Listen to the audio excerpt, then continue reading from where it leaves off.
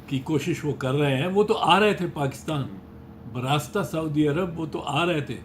وہ تو مجبور ہو گئے وہاں رکنے کے لیے جب انہوں نے دیکھا کہ جب انہوں نے وہ امیجز دیکھے جو شرجیل میمن کے ساتھ ٹی وی پہ آئے امیجز، تو وہ اس وجہ سے انہوں نے ارادہ بدل کے وہاں قیام لمبا کیا ہے. ورنہ ان کے ساتھ کوئی، میرا نہیں خیال سعودی عرب والے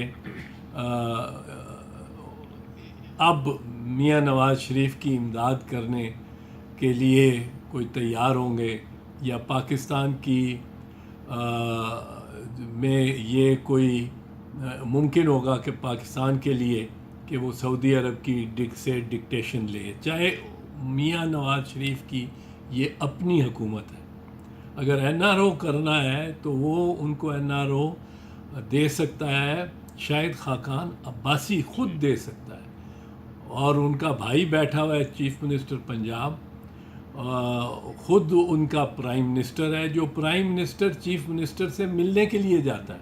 آپ یہ دیکھیں یہ گنگا الٹی کس طرح بہتی ہے.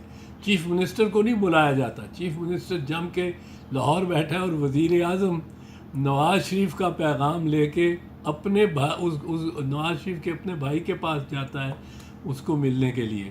یہ ساری الٹی گنگا جو چل رہی ہے.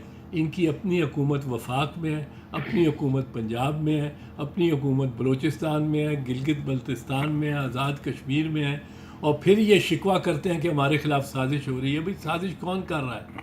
پھر یہ کہتے ہیں ہمیں انصاف نہیں مل رہا. انصاف آپ کو زیادہ مل رہا ہے، جہاں باقیوں کو گرفتار کیا جا رہا ہے وہاں آپ کے قابل ضمانت وارنٹ سے زیادہ سنگین کوئی اقدام نہیں آپ کے خلاف ہو رہا.